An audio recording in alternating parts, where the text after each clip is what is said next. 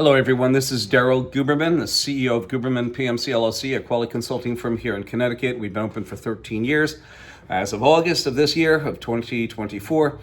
And this video today is about QA expert Daryl Guberman says Boeing's quality failures extend decades before Ethiopian and Malaysian Air. I just heard a recent interview with two individuals, a Michael Stumo and Nadia Milleron, and their 24-year-old daughter who got killed in the Ethiopian air crash in 2019. This video is based on family who lost daughter in Boeing's crash urges others to avoid aircraft's fraud and profits over safety. And I can attest to this, to both you, Michael, and also Nadia. I am so sorry for your loss. But we have a booklet that we put together a long time ago. We've been involved with quality for over 40 plus years. Involved with, let me give you my background. Aerospace, medical implants, medical materials, printing and plastic distribution. We dealt with every industry. Within the context of this book, and this shows, I've offered Boeing my services, our services, my team and I, and you take a look at this, and this is Boeing quality, and this is after Daryl Guberman gets through with their quality process and program. They have too many escapes, and they haven't been really inspecting their suppliers for over 22 years to present. Yes, so this video again is QA expert Daryl Guberman says Boeing's quality failures extend decades before the Ethiopian and Malaysian Air. I enjoyed Michael's and Nadia's expression about the 737 is a flying Pinto. If you always remember the Pinto, the Ford Pinto, you hit it in the back, it exploded. Very bad quality as well. Remember, they were really stressing when you hear a company say quality is job one. That's not true. Well, I've been involved with quality for 40 plus years. I've had my business open for, as I've said before in many videos, for 13 years as of this August 2024. Boeing sent out their henchmen when we were trying to get into the business of quality certification, which we did. We've gotten into it. We are doing it. 13 years involved with consultation, also certification. And we have always been put against the wall because of ANSI-ANAP. Some of our customers who went to ANSI-ANAP would say, we have to take the road of least resistance. And that goes to Brian and Kathy and Taylor. They know who they are. Also, Matt in the computer arena up in Massachusetts, he also said that as well. And so many others. Steve also said that. And now they're going to get their comeuppance because this is a fact. On Boeing's portal, you'll see that they specify the American National Standards Institute and the American National Crediting Board, who are underwriters for any accreditation body sitting on the International Accreditation Form in Delaware, incorporated in Delaware. They are also underwriters for the International Laboratory Accreditation Cooperation out of Australia. Many of these people, the suppliers that supply materials to Boeing, Lockheed, all the aerospace, usually say, well, Daryl, I don't give a damn about that certificate because this is what counts.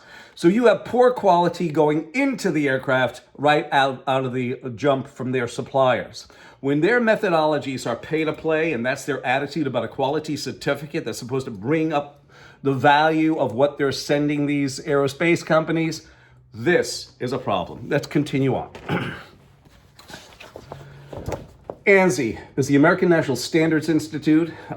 It's a private, not-for-profit, non-governmental entity, corporation. It has both federal agencies and corporations on board.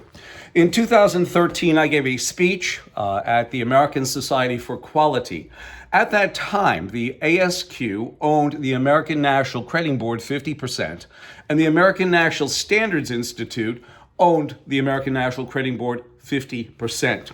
This is what Dave Levy, who was a Region 3 director of the ASQ, so we had 50% approval rating, which we didn't need. I'm going to hold it there. I'm not going to read it. You can read it. Stop the video. It basically says that ANSI and ANAB have no problem with what we're doing. In fact, they support me. Yeah, right. Now, in 2016, you'll see Mr. Randy Doty here pretty soon. In 2016, Randy wrote us and said you can join either IF or ANAP or both, but I'm going to show you why we would not do this. It's very simple. I'm a proud American. He probably isn't, because what I'm going to show you will probably devastate you, but hold on tight. go get some popcorn, go get a glass of wine, a shot of whiskey, because this is why quality, and we have special guests here. We have Mr. David Calhoun, who sat at the time in 2019 on the board. Actually, from 2009, I apologize. He's been on board since 2009, okay? He's been on board, and in 2009, the FAA came into Boeing and gave Boeing regulatory authority since 2009 to present. That means they could design the aircraft, build the aircraft, fly it, and sign off on it. And the FAA, I think, would initial it. So we have David Calhoun. He was also, out of 12 board members, he was one of 7 who could vote Dennis Muhlenberg, former CEO of Boeing, who didn't get this $14.6 or $0.9 million bonuses and stock options, but he did get $62 million for leaving the company after 2 planes crashed. That's nice, isn't it? You also have Kirkland Donald, who's a comprehensive quality review. I don't know what type of quality he is. I think he was in the Navy, and thank you for your service, sir. You have Patrick Shanahan. He's the only one who tells the truth out here. When he was Deputy Secretary of Defense, he was asked about the F-35 program, and he said it's fucked up. That was his exact words. The article will be down in the description. All of it will be. I attest to integrity because my business name is Guberman. That is my last name. Integrity, honesty, and the truth. These guys, the only one who tells the truth is Patrick Shanahan, I must say, confess. But anyway, you have Scott Kirby, and then you have Gerald Lederman, who actually gave a little tiny speech when he was down in Europe. I think he was going for, and this is what Mr. Lederman said. He said, the loss of experienced personnel during COVID-19 pandemic is the blame for Boeing's recent string of problems. You know something? He should keep his nose in the financial stuff that he does. He's the financial guy, number cruncher, instead of talk out of his tuckus. And you know what tuckus means, I'm sure. Tuckus? You know what it means, Joe.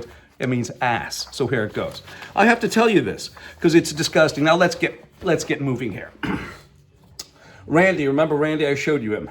At the time, in 2015, he was the vice president of ANAP, chairman on the IF, and also the principal on the IF tax firm. So he handled the whole ball of wax. He handed over leadership to Zhao Jinwu, who's a Chinese Communist national. He's been involved with our quality since 1994. He, at the time, is also the chief executive of the China National Accreditation Services out of Beijing, China. In 2017, Randy was being advertised on the Department of Homeland Security, where a Phil Mattson was getting $262,000 as the manager of accredited certifications representing ANSI on the DHS. He was a DHS employee, both getting his federal salary and $262,000 as a royalty payment. Isn't that nice? You find now also, Randy was being advertised, a private concern.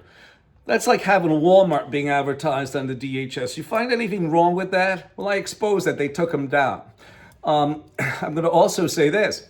Here you have a picture in 2017 of Zhao Jinwu, still the chairman of the IAF, and he's also the chief executive, the chief executive of the China National Accreditation Services. The thing that's bad is that he's mandated by his country of origin, Communist China, to take our data through the China National Intelligence Law, Article number 7. Also, while he's standing there in the laboratory issuing a certificate, there was a contingency of United States specialists that went over to the Wuhan lab. The scientists said, and I quote, that the other scientists over in the Wuhan lab were basically crying to them, the United States guys, saying, listen, we need trained technicians. We don't have enough. We don't have enough. In May of 2019, after the COVID started to break, there was an article that was released concerning this. But there was even more so in May of 2019, the CDC, the Center for Disease Control, they issued a training document for a virology lab in China. Not 100 of them, not 3 of them. They specifically named Wuhan, China. On page 3, it states, the most important part of any laboratory is its trained technicians. So here is a little bit bigger picture of Zhao Jinwu. We also have in the laboratory. And we also have there Xi Jinping, who's telling, Article number 7, the China National Intelligence Law, Article number 7. We have to really continue this because you have to know this. And this goes to those families, Ethiopian and Malaysian Air. This is it. I do hope your lawyers do justice. For the lawyers out there, this is my deposition to you. We have a Miss Pamela Sale. At the time when Zhao Jinwu was issuing that certificate, and you have a problem with them not having enough trained technicians. So in essence, he gave them a piece of paper and said, here you go, while the certificate should have never been issued. If the laboratory is not prepped, then they're out of control. And she confesses to out of control, and I'm going to read it to you. She said, and I'm going to use phlebotomy lab and biolevel 4 lab. She said, one of the issues that there is no commonly agreed upon set of standards that forensic labs, biolevel 4 labs, phlebotomy labs around the country and world have to follow.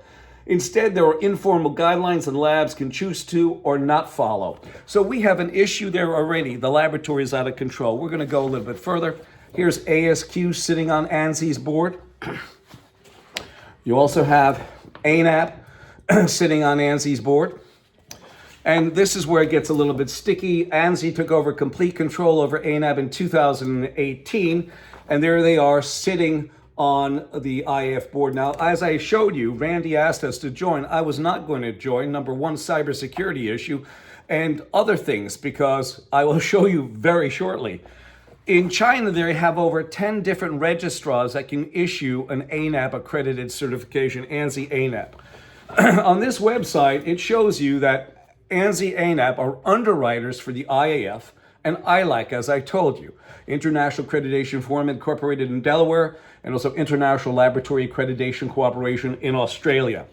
If you want to know about the integrity here, here is an actual standard operating work order by our federal government. And they basically, with this, since this is 2018 and Zhao Jinwu was involved with the IAF leading it between 2015 and 21, he had 3 more years of his term, but they're inviting communist China in there through this standard operating work order. If you really want to believe it, and here's a piece of it that states ANSI ANAP are underwriters for the IAF. So anything that happens within the system or that product that's being produced is on ANSI ANAP. You also have the factor, if I may, show this to you because I find it very disturbing that yes, there are 100 plus accreditation bodies that sit on the IF, which because ANSI ANAP are underwriters, they take full legal responsibility. The nasty thing is I am a proud American Jewish business leader. I find it absolutely horrendous that they have sitting on there Iran and Pakistan, right over by an American company. They sit on an American company. So when the president says we're going to have sanctions, don't believe that load of shit, because with a company like IAF, these organizations and countries basically circumvent any sort of sanction. But anyway, you have Iran and Pakistan. Now, I'm not saying this about the people. I'm saying this about the politicians. You have the factor that they're paying off Hamas. They're giving they killed 3 United States servicemen. And ANSI and ANAP are like associate members that vote on policy. Well, why don't they sanction them? They haven't yet. Oh, unbelievable. Now we get on to the meat and potatoes. Boeing. Sitting by Boeing on ANSI ANAP's board, here it is, are 7 different registrars. One of them is Intertek. They have about 60 registrars that are all accredited by ANSI ANAP or others that sit on the IAF. But regardless, Intertek, accredited by ANSI ANAP, are part of the Spirit Aerosystems that Patrick Shanahan, behind me, is now the CEO of that organization. They have quality issues, and I'm not just telling you that to tell you that they do, and maybe that's why Patrick, because he was honest with the Lockheed Martin issue when he was Deputy Secretary of Defense, when he said that it's fucked up. Well, let me tell you something, Patrick. These organizations are really bad. So Intertek, and then you have all the rest of that mess. And here's Boeing. Now this was a snapshot taken from their website in 2020. And you have a Boeing employee that can grant, suspend, and withdraw certification of accreditation bodies, of registration bodies, which means that if they have an issue with quality, they can suspend the registrar from that organization. But as we've seen, they haven't done anything. Here are the two gentlemen that are part of that. And here we go. In 2002, Boeing put out a supplier notification. It says basically that, if you are ANSI ANAB accredited, they say it down below, but if you're ANSI ANAB accredited, you take the certificate, send it in to us, and we don't have to send any more source inspectors. You can't make this up. It is absolutely abominable. I will show you in essence. You go to a registrar, maybe one of those 7 that I showed you. You pay a lot of money for the certificate. You hand the certificate to Boeing. Boeing says, oh, send us your parts. We don't have to send any inspection. And they've been doing that for 22 years, ladies and gentlemen. The next is you have the FAA in 2009 giving up regulatory authority to Boeing. That means they can design it, build it, fly it, and approve it. On their supplier portal, as I told you, it says ANSI ANAB or international equivalent, which can be Iran or Pakistan, because there are one of 100 different registrars, but and accreditation bodies. And I'm just telling you that because I use those two countries because they're the most volatile out of all that are on the IF Incorporated in America. The problem too is that Boeing has been caught fudging documentation. I would like to express my condolences to Mike and Nadia, and that interview was very good, a pinto of the sky. And here's this. They were fudging documentation for a long time. In fact, my background is composites, non-ferrous metals, aluminum, titanium alloys, composites being Kevlar, boron, graphite, metal matrix composites, ceramics, etc. In their Boeing Bell composite facility, I think it's in Pennsylvania, they most recently got an $8.1 million fine by the DOJ because they were kind of fudging documentation on the autoclave cure cycles. And with composites, ladies and gentlemen, let's say you have fiberglass impregnated with a resin, fiberglass. It's time, temperature, and pressure that causes that fabric to bond together as one solid unit. If one of those are missing, time, temperature, or pressure, you're going to have an issue with that part. Probably vibration may cause those plies to separate, and you'll have a fatality, loss of aircraft. You also have the factor that the Federal Aviation Administration sits over by Boeing. You also have the Department of Transportation. You also have the Society for Automotive Engineers that take care of all the paperwork for aerospace. Now, you have the IAQG. The IAQG stands for the International Aerospace Quality Group, but I finally call it because of Boeing, Lockheed. By the way, just a little sidebar. Lockheed, after their 801st F-35, they still have escapes, quality issues, rejections, up to including loss of aircraft and loss of pilot. Now you have IAQG, which means, is aircraft quality good? That's a hell of a thing. The worst thing is let me tell you what they really think about IAQG. ANAB in 2003 came up with the specification for the online aerospace, it's the Online Aerospace Supplier Information Systems, OASIS. And this is what they said. You tell me if this has any bearing on quality. AS9100 certified organization does not have an option to be excluded from the OASIS database. That isn't that bad. Well, you listen to this one. If an AS9100 certified organization refuses to be entered in the OASIS database, for example, refuses to pay the database fees, their AS91 certification shall be revoked by the registration or accreditation body. Now you have Joe Batia, the CEO of ANSI, ANAB. He has every one of these areas. You have aerospace, laboratory, auto recalls, electronic, food safety, toy recall, medical. You have issues throughout the industry under their banner, and they stick it down customers' throats like Boeing does on their supplier portal. So we came up with another acronym for the IF. Actually, my buddy Greg, he said it always fails. So I'm going to leave it here. This is my testimony to you To you, Mike, and to you, Nadia. My heart goes out to you and so many others.